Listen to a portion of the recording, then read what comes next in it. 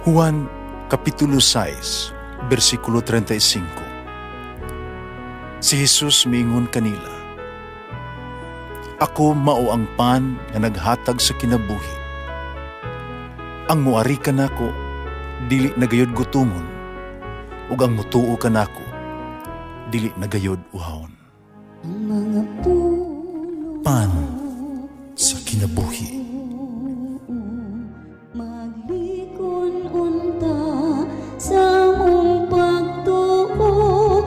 Gagakakabi sa pagtuman sa imong mahal nga kasuguan. Ang Ginoo na kaninyo, Santo sa Ebanghelyo sumala ni San Lucas. Inimita na sa Jesus sa iya mga tinunan ug miingon, "Bulahan kamo mga kabus, kay inyo ang gingharian sa Dios. Bulahan kamo nga gigutom karon, kay kamo pagabusgon. Bulahan kamo nga karon naghilak, kay kamo malipay ra unya. Bulahan kamo kung ang mga tao magdumot, magsalikway, magbubugal-bugal kaninyo, mag-ingon nga kamo mga dautan tungod sa anak sa tao. Paglipay kamo kung kini mahitabo, pagsayaw sa kasadya, kay dako ang ganti gitagana alang kaninyo dito sa langit. Kay ilahang mga katigulanan naghimura sa ingon ngadto sa mga propeta. Apan alaot kamo nga mga dato karon, kay nakapahimulos na ninyo ang kinabuhi nga hayahay. Alaot kamo nga mga busog karon, kay kamo unya kanunay gutomon. Alaot kamo nga karon nagkatawa, kay kamo unya mabangutan ug maghilak. Alaot kamo kung magdaig kaninyo ang tanan nga mga tao, kay mausab kining gibuhat sa ilang mga katigulangan ngadto sa mga mini nga mga propeta. Ang Ebanghelyo sa Ginoo. Pasalamati ang Ginoo, kay siya maayo, ang iyang gugma mulungtad hangtod sa kahangturan. Pasalamati ang Diyos sa tanang mga Diyos, ang iyang gugma malungtaron. Pasalamati ang Ginoo sa mga Ginoo, ang iyang gugma malungtaron.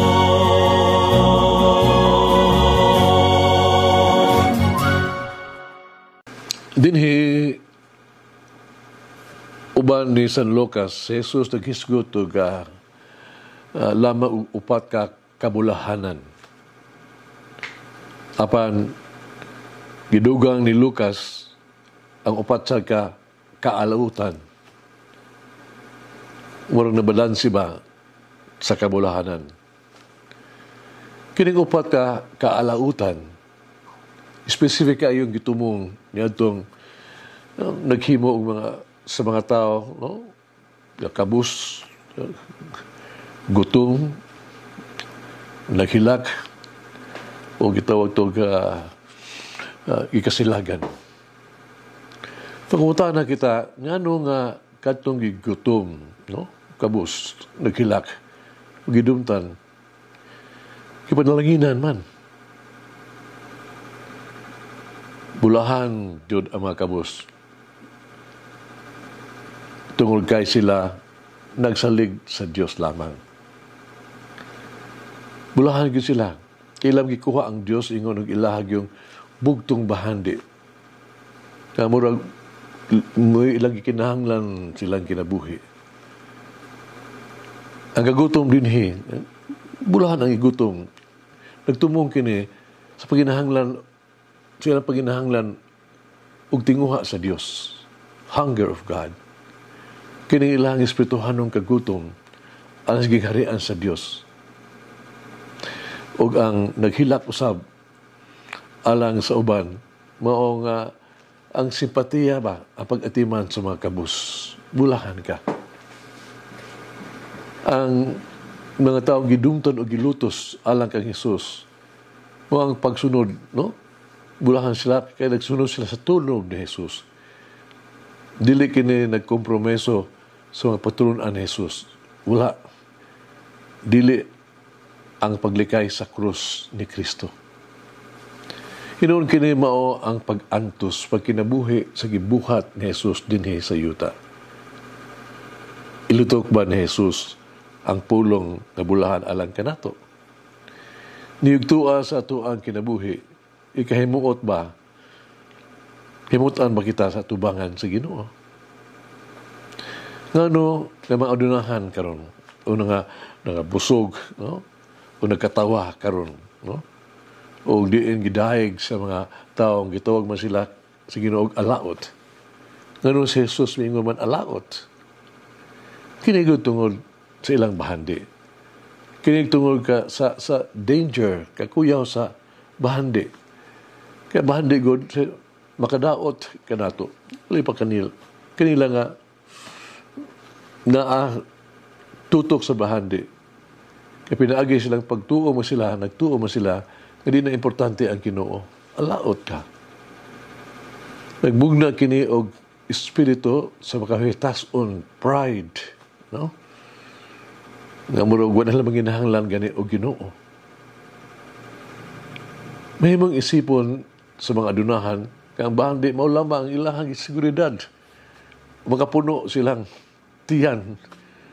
Makakuha kanilang bisan unsa nga ilang gikinahanglan. Wala sila lain. Kini mao nay tinubdan silang kalipay silang kinabuhi. Ang bahandi nakaaghat kanila sa pagmamakak, pagulog-ulog, ug hakog nga pagpanghambog. Sa ingon, kaalaot ni adtong nalinga pag-ayo sa material nga mabutang o nakalimot sa minitong panginahanglan sa Dios. Alaot ka itong nabutaan tungod silang comfortable life, makapahimuot, nagkahimtan. Karon wala na sila nagapaabot ng mga pulong o kabubuton sa Dios. Litog baka ni Jesus ang pulong alaot kanato. Unsa ang ikinahanglan natong buhaton aron mapanalanginan kita sa mata sa Dios. Doon ay usa ka sugilanon. Hindi mo kini Jesus sa kakabus, no? Bataw nga napakilimos diya sa kalsada, no? Nga siya gitaw bugas. Aron siya makakaon.